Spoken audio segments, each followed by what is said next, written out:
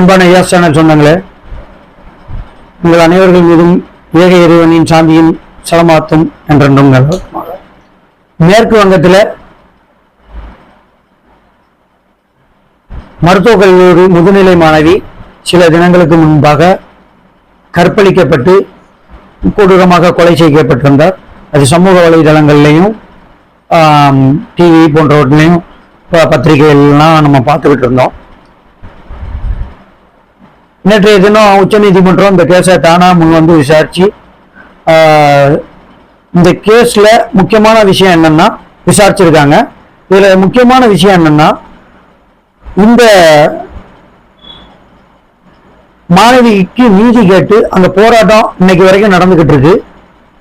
அப்ப போராடிக்கிட்டு இருந்த மாணவர்கள் மீது சிலர் தாக்குதல் நடத்தியிருக்கிறார்கள். அந்த மருத்துவமனை மீதும் தாக்குதல் நடத்தியிருக்கிறார்கள். இது எதற்காக? அந்த சாட்சியங்களை அளிக்கவா என்றெல்லாம் பலவாறு பேசிக்கிட்டு தான் சமூக வலைதளத்தில் இருக்கிறோம். இன்னைக்கு அதே ஒரு சந்தேகத்தை உச்ச நீதிமன்றமும் கிளப்பியிருக்காங்க. அதாவது மருத்துவமனையில் பணிபுரியக்கூடிய பெண் மருத்துவர்களுக்கு பாதுகாப்பு குழுவை அமைக்க வேண்டும் என்று கூறியிருக்கிறார்கள். இந்த குற்ற பின்னணியை ஆராய்ந்து அந்த ஒரு வாரத்துக்குள்ள இதனுடைய அறிக்கையை தாக்கல் பண்ணணும்னு சொல்லியிருக்காங்க. ஏன் உடனே எஃப்ஐஆர் பதிவு பண்ணல, சாட்சிகளை அளிக்க பார்த்தார்களா என்ற சந்தேகத்தையும் எழுப்பியிருக்கிறார்கள். ஆக மொத்தத்தில் ஒரு மாணவி, முதுநிலை மாணவி, 33 வயசான முதுநிலை மாணவி கொடூரமாக கற்பழிக்கப்பட்டு கொலை செய்யப்பட்டிருக்கிறார். அதற்கு மருத்துவர்கள் நாடு முழுவதும் போராட்டம் நடத்தியிருக்கிறார்கள். ஆமா, உண்மையிலேயே உணர்வோடு அவர்கள் போராடி இருக்கிறார்கள். அது யாரு என்ற அந்த குற்றத்தில் ஈடுபட்ட யாரா இருந்தாலும் அவர்களுக்கு தண்டனை கடுமையாக வழங்கப்பட வேண்டும். இதனாலதான் பிரதமர் மோடி அவர்களும் நாட்டில் குடியரசு தின அன்னைக்கு உரையை நிகழ்த்தும் போது குறிப்பிட்டிருக்காங்க, நாட்டில் பெண்களுக்கு பாதுகாப்பு இல்லை என்று. இது அந்த மெடிக்கல்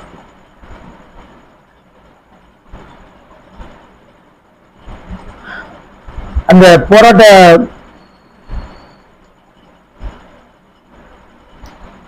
நாட்டில் பெண்களுக்கு பாதுகாப்பு இல்லைன்னு சொல்லியிருக்காங்க. ஆமா, உண்மையிலேயே பாதுகாப்பு இல்லை. அந்த மாதிரி சம்பவங்கள்லாம் பார்க்கும் பொழுது அப்படிதான் இருக்குது.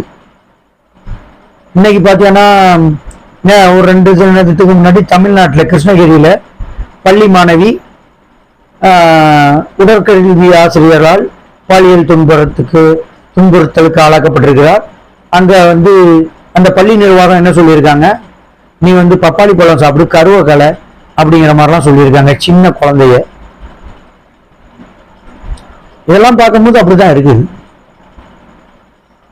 அதே போல மகாராஷ்டிரால பத்லாப்பூருங்கிற மாநிலத்துல பள்ளி மாணவி பாலியல் சீண்டல். அது இன்னைக்கு நேற்றைய தினம் அங்க போராட்டம் வெடிச்சிருக்கு. இந்த மாதிரி பள்ளியில மாணவிகளை பாலியல் சீண்டல் பண்றாங்க அப்படின்னோன்னா அங்க போராட்டம் பிடித்திருக்குது. பள்ளியை சூறையாடி இருக்கிறார்கள். அதே மாதிரி அந்த ரயில்வே ஸ்டேஷன்லையும் போராட்டம் பண்ணியிருக்காங்க. போராட்டம் பண்ணியவர்களை, ரயில் நிலையத்தில் போராட்டம் பண்ணியவர்களை அங்க உள்ள காவல்துறையினர் தடியடி நடத்தி கலைத்திருக்கிறார்கள். ஷிண்டே அவர்கள் யார் இந்த குற்றம் செய்திருக்கிறார்களோ அவர்கள் நீதி விசாரணை நடத்தப்பட்டு கைது செய்யப்படுவார்கள், தண்டனை வழங்கப்படும் என்று கூறியிருக்கிறார்கள் அந்த முதலமைச்சர். இப்படித்தான் இருக்குது. பெண்கள் ஒரு போக பொருளாக தான் பார்க்கப்படுகிறார்கள். அதுதான் இஸ்லாம் சொல்லுது, பெண்கள் தங்களுடைய உற்ற துணையுடன் தான் வெளியே போகணும் என்று. இதனால இஸ்லாம் சொல்றதுனால பெண்களை இஸ்லாம் அடிமைத்தனம் படுத்தல. பெண்களுக்குள்ள உரிய அந்த அனைத்து அங்கீகாரத்தையும் இஸ்லாம் தவிர வேற எதுவும் கொடுக்கல. 1400 வருஷத்துக்கு முன்னாடியே சொத்துல பங்கு மார்க்கம் இஸ்லாமிய மார்க்கம். அப்படிப்பட்ட இஸ்லாமிய மார்க்கத்துல அந்த காலத்திலேயே சரியா சொல்லியிருக்கு பெண்களுடைய உரிமைகளை பற்றி. அதனால இஸ்லாம் தான் இதற்கு சரியான தீர்வாக இருக்க முடியும் உலக அளவில் இருக்கும்போது. சரி, அடுத்ததாக நம்ம பிரதமர் இதுல வந்துட்டு பெண்களுக்கு பாதுகாப்பு இல்லை, பெண்களுக்கு பாதுகாப்பு இல்லை என்று சொல்வதை நினைச்சா சந்தோஷமா இருக்குது. ஆனா பிரதமர் அவர்கள் உண்மையான அக்கறையோட தான் சொல்றாரா என்று பார்த்தா அரசியல் ஆதாயம் தான். தங்களுடைய மாநிலத்தில் ஆளக்கூடிய, தாங்கள் ஆளக்கூடிய மாநிலங்கள்ல இருந்தா அதை கண்டுக்கிறது இல்லை. ஆஷிஃபா கோயில் கருவறையில கற்பழிக்கப்பட்டார், நீதிக்காக மக்கள் வீதியில போராடினாங்க. ஜாகிரா ஷேக் குஜராத்ல கர்ப்பிணி பெண் கற்பழிக்கப்பட்டார் இவர் ஆட்சி செய்த காலத்தில். அதுபோல விளையாட்டு வீராங்கனைகள் புரூஜ் பூஷன், விளையாட்டுத்துறை அமைச்சர் புரூஜ் பூஷனுக்கு எதிராக போராடினார்கள், பாலியல் சீண்டல் செய்கிறார் என்று. தலைநகரமே அதிர்ந்தது, நாடு முழுவதும் இதை பற்றி பேசப்பட்டது. நீதி கிடைத்ததா? உலகமே இதை வந்துட்டு உற்று நோக்கியது. பிரதமர் இதில் தலையிட்டாரா? மணிப்பூர்ல பெண்ணை நிர்வாணமாக்கி அழைத்து வந்தார்கள், மணிப்பூர் கலவரத்தை பற்றி பிரதமர் வாய் திறந்தாரா? அதையெல்லாம் பேசாத இவர்கள் இப்ப மட்டும் பேசுறாங்கன்னா தங்களுடைய அரசியல் லாபத்திற்காக மட்டும்தான். அதாவது தாங்க ஆளக்கூடிய மாநிலங்கள்லயோ, தங்களுடைய கூட்டணி கட்சிகள் ஆளக்கூடிய மாநிலங்கள்லயோ, தங்களுடைய கட்சி நிர்வாகிகள் இதை செய்திருந்தாலோ மௌனம் காக்கும் அரசியல் கட்சிகள், அரசியல் தலைவர்கள் தாங்கள் ஆளாத எதிர்கட்சியாக இருக்கக்கூடிய, தங்களுக்கு சிம்ம சுப்பனமாக விளங்கக்கூடிய மாநிலங்களுக்கு மட்டும் வாய் திறக்கிறாங்க. ஆனா குஜராத்தா இருந்தாலும் சரி, மணிப்பூரா இருந்தாலும் சரி, மேற்கு வங்கமா இருந்தாலும் சரி, தமிழ்நாடா இருந்தாலும் சரி, நீதி அனைவருக்குமாக சரியான முறையில் இருக்கணும். பெண்களுக்கு அங்க ஒன்றும் இங்க ஒன்றும் மாத்தி மாத்தி அரசியல் லாபத்திற்காக பேசுவது மிகவும் கீழ்த்தரமானது. அது பெண்கள் மீது அக்கறை உள்ள செயல் அல்ல, தங்களுடைய அரசியல் லாபத்திற்காக மட்டும்தான். எனவே இதை மக்கள் புரிஞ்சுக்கணும். தங்களுக்காக உண்மையாக தங்களுடைய உணர்வை மதிப்பளித்து யார் தங்களுடன் இருக்கிறார்கள் என்று மக்கள் தெரிந்து அவர்களுக்காக அவர்களுடன் இந்த நாடு செல்லணும். அப்பதான் இந்த நாடு நீதி நாடாக இருக்கும். இங்க அப்படி இல்லை, அரசியல் லாபம் மட்டும்தான் மேலோங்கி இருக்கிறது. இது எந்த மாநிலமா இருந்தாலும் சரி, எந்த ஆட்சியா இருந்தாலும் சரி, நீதி வேணும். அந்த மாணவிகளுக்கு, அந்த பெண்களுக்கு பாதுகாப்பான சூழ்நிலையை நாம் ஏற்படுத்தி கொடுக்கணும். சமூகம்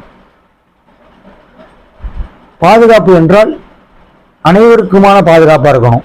இன்னைக்கு பார்த்தோன்னா குழந்தைகளுக்கு பாதுகாப்பு இல்லாத ஒரு சூழ்நிலையா இருக்குது. ஒரு பக்கம் மனித மிருகங்களால் பெண்கள்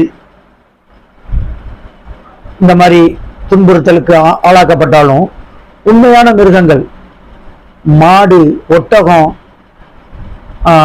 நாய் இதெல்லாம் அப்பப்போ மனிதர்களை தாக்கி கொண்டிருக்கிறது. குறிப்பா நாய் அடிக்கடி குழந்தைகளை கடித்து கொள்வதாக வாடிக்கையாக பார்த்துக்கிட்டு இருக்கோம். இது தமிழ்நாடு மட்டும் இல்லை, இந்தியா முழுக்க நடந்துகிட்டு தான் இருக்குது. அந்த குழந்தைகளை பெற்று வளர்த்து எவ்வளவு சந்தோஷத்தோட அந்த பேரண்ட்ஸ் இருப்பாங்க, அந்த பெற்றோர்கள் இருப்பாங்க அந்த குழந்தையை நினைச்சு. ஆனா அந்த குழந்தை இந்த மாதிரி நாய் கடிச்சு, திருநாய்கள் கடித்து இறக்கும் பொழுது அந்த பெற்றோர்களுடைய மனம் எப்படி இருக்கும்? நம்ம அதை கடந்து சென்றுறோம். அந்த ஒரு நாள் தான் அதை பத்தி பேசுறோம். நம்ம சேனல்ல இது வரைக்கும் 3 தரம் பேசியிருக்கோம். நாய் கடினால குழந்தைகளுக்கு பாதுகாப்பு கொடுங்க அப்படின்ட்டு. இந்த அரசு கண்டுகொள்வதே இல்லை. சாராயத்தினால குடிச்சு இறந்தவங்களுக்கெல்லாம் நீதி கிடைக்குது, கள்ளச்சாராயம் குடித்து இறந்தவர்களுக்கெல்லாம் நிதி உதவி கிடைக்குது. அவர்களுடைய குழந்தைகளுக்கு பாதுகாப்பை உறுதி செய்யும் விதமாக கல்வியை இலவசமா கொடுக்குறாங்க, கல்லூரி வரைக்கும். ஆனா தெருநாய் கடித்து இறந்த குழந்தைக்கு நீதி கிடைக்க மாட்டிருக்கு. இது ப்ளூ கிராஸ் அவர்களுக்கு ஆதரவா இருக்கு, அந்த நாய்களுக்கு உயிரினங்களுக்கு ஆதரவா இருக்கு அப்படின்ற ஒரு தன்மையும் இதுல நம்ம பார்க்க முடியுது. குழந்தையை பறிகொடுப்பவர்களுக்கு தான் தெரியும், குழந்தையை பெற்றவர்களுக்கு தான் தெரியும். அதனால இந்த விஷயத்திலையும் நீதிமன்றமும் அரசும் சிறப்பான முறையில் செயல்படணும். எத்தனையோ பிஞ்சு குழந்தைகள் கொடூரமாக இந்த மிருகங்களால் தாக்கப்படுகிறார்கள். அந்த குழந்தைகள் அந்த வேதனையை எப்படி அனுபவிக்கும், கொடூரமா கண்டிச்சு கொத்தரும் போது. அதனால இந்த விஷயத்திலையும் நீதி கிடைக்கணும். இந்த இந்த மிருகங்கள் நாயை கொடூரமான விலங்காக அறிவித்து அதிலிருந்து மக்களுக்கு பாதுகாப்பை உறுதி செய்யணும். வீட்டில் செல்ல பிராணியா வளர்க்குறாங்க, அதுக்கெல்லாம் லைசன்ஸ் வாங்கி வளர்க்கணும் அப்படிங்கிற ஒரு சட்டத்தை கொண்டு வரணும்.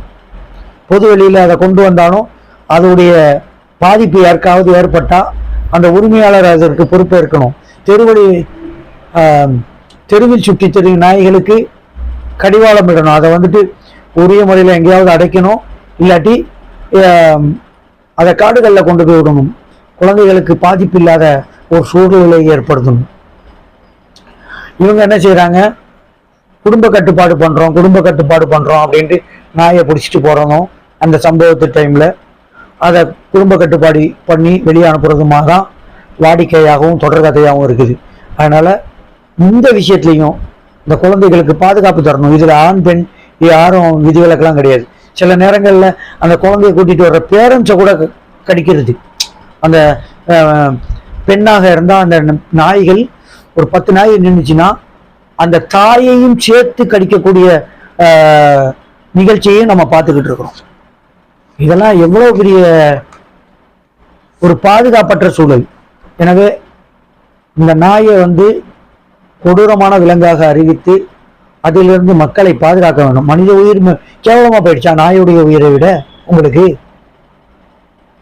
தமிழக முதலமைச்சர் அவர்கள் கள்ளச்சாராயத்திற்கு ஆதரவு கொடுத்து அந்த மக்களுக்கு நிதி கொடுத்தார். இந்த மக்களுக்கு நீதி வேணும். அந்த நிதி கொடுத்த முதலமைச்சர் அவர்களே, இந்த மக்களுக்கு நீதி வேணும். பாதிக்கப்பட்டுக்கிட்டு இருக்காங்க குழந்தைகள், பேரண்ட்ஸ் குழந்தைய பறிகொடுத்துட்டு தவிச்சுக்கிட்டு இருக்காங்க. இவர்களுக்கெல்லாம் நீதி எப்ப கிடைக்கும்? நீதிமன்றம் இதற்கு தானாக முன் இந்த அரசுகளை கேள்வி கேட்கணும். இதற்கு ஆதரவாக செயல்படும் ப்ளூ கிராஸை தடை செய்ய வேண்டும் என்று கேட்டு முடிக்கின்றேன். நன்றி.